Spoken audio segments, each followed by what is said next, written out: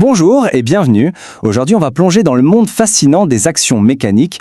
Ce sont ces forces, souvent invisibles, qui régissent absolument tout autour de nous, que ce soit le mouvement d'une planète ou la simple pression d'un doigt sur un écran. Allez, on décortique tout ça ensemble. Pour commencer, je vous propose une petite énigme. Observez bien les deux scènes qui vont suivre. À première vue, elles n'ont absolument rien à voir l'une avec l'autre, et pourtant, elles partagent un principe physique fondamental. Alors lequel ? Voilà nos deux situations. D'un côté, on a la puissance brute des chevaux qui tirent un char. De l'autre, on a la tension extrême d'un perchiste qui courbe sa perche pour s'envoler. L'un, c'est la création d'un mouvement. L'autre, c'est une déformation. Alors, quel peut bien être le lien ?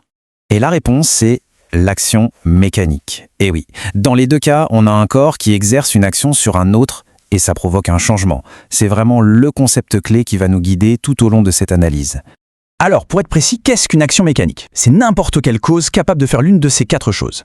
Soit mettre un corps en mouvement, soit modifier son mouvement, c'est-à-dire changer sa vitesse ou sa trajectoire, soit déformer un objet, ou alors tout simplement l'empêcher de bouger, le maintenir en équilibre.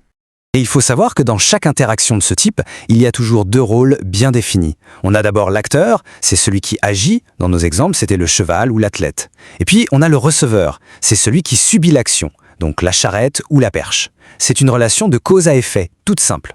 Bon, maintenant qu'on a posé les bases, voyons un peu comment tout ça s'articule. Chaque action mécanique, elle produit un résultat, un effet. Et cet effet, on peut le classer en deux grandes catégories. D'un côté, on a ce qu'on appelle l'effet dynamique. Ça concerne tout ce qui bouge, donc créer un mouvement ou le modifier.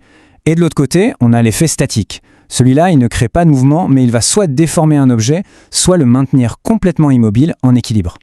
Prenons un exemple concret d'effet dynamique. Ici, l'aimant agit sur la bille de fer. Il ne la met pas en mouvement depuis l'arrêt, mais il modifie sa trajectoire. Le mouvement est donc changé, l'effet est clairement dynamique. Et maintenant, le parfait contre-exemple. Le fil exerce une action sur la boule, c'est sûr, mais elle ne bouge pas.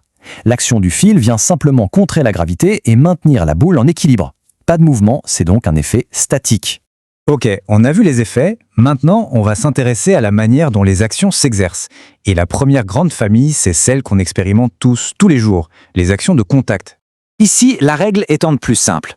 Pour qu'une action de contact ait lieu, il faut absolument que l'acteur et le receveur se touchent.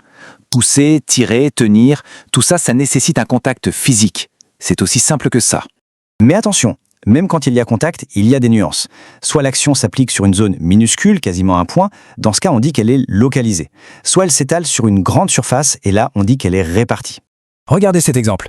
L'action est incroyablement concentrée. Le fil tire la boîte, oui, mais toute cette force est appliquée sur un seul petit point de la tâche. C'est vraiment le cas d'école d'une action de contact localisée. Et là, on a l'exact opposé. Le vent pousse le bateau, mais il ne le fait pas en un seul point. L'action est répartie sur l'ensemble de la surface de la voile. C'est chaque centimètre carré de la toile qui subit la poussée du vent. Bien, on quitte maintenant le monde du tangible, du toucher, pour aborder la deuxième grande catégorie qui est un peu plus mystérieuse, les actions à distance. Ce sont ces forces qui agissent sans le moindre contact. Ici, l'acteur et le receveur n'ont pas du tout besoin de se toucher pour interagir. Et il y a une règle d'or à retenir. Les actions à distance sont toujours, absolument toujours, des actions réparties. Elles s'appliquent sur l'ensemble du corps, jamais en un seul point. Alors, des actions à distance, il en existe principalement trois types. D'abord, l'action magnétique, qu'on connaît bien avec les aimants. Ensuite, l'action électrique, comme les cheveux qui se dressent à cause de l'électricité statique. Et enfin, la plus célèbre de toutes, l'attraction terrestre, qu'on connaît mieux sous le nom de poids. Regardez bien cette image. L'aimant attire le clou, le fil se tend, mais il n'y a aucun contact physique entre l'aimant et le clou. C'est la définition même d'une action à distance, ici de nature magnétique. C'est presque magique. Et voici l'exemple universel, celui qu'on connaît tous. La pomme tombe, pas parce qu'on la pousse, mais parce que la Terre, qui est l'acteur, l'attire à distance. C'est l'action de la gravité, et elle s'exerce sur chaque petite particule qui compose la pomme. Ok, on a maintenant toutes les briques en main. Il est temps d'apprendre à les assembler pour analyser n'importe quelle situation. Un peu comme le ferait un physicien. C'est ce qu'on appelle faire le bilan des actions. La méthode est super rigoureuse, mais en fait, elle est très simple. Première étape, on définit l'objet qu'on étudie. C'est notre système, notre receveur. Deuxième étape, on fait la liste de tout ce qui touche cet objet, donc toutes les actions de contact. Et enfin, troisième étape, on liste toutes les actions à distance qui s'appliquent sur lui.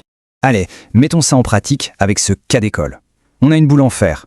Notre système étudié, le receveur, ce sera donc cette boule. La question est, quelles sont toutes les actions qui s'exercent sur elle à cet instant ? Alors, allons-y, appliquons notre méthode. Étape 1, le système, c'est la boule. Facile. Étape 2, les actions de contact. On regarde ce qui touche la boule. Il n'y a qu'une seule chose, c'est le fil qui la retient. C'est donc une action de contact et elle est localisée au point d'attache. Ensuite, étape 3, les actions à distance. Et là, attention, il y en a 2. D'abord, évidemment, l'aimant qui l'attire. Et il ne faut surtout jamais oublier la deuxième, c'est la terre qui attire la boule vers le bas. C'est son poids. Ces 2 dernières sont des actions à distance. Et voilà, notre bilan est complet. Et pour finir, une petite question pour la route. Juste là, maintenant, combien d'actions mécaniques s'exercent sur quelqu'un qui est simplement assis sur une chaise en train de regarder cet écran?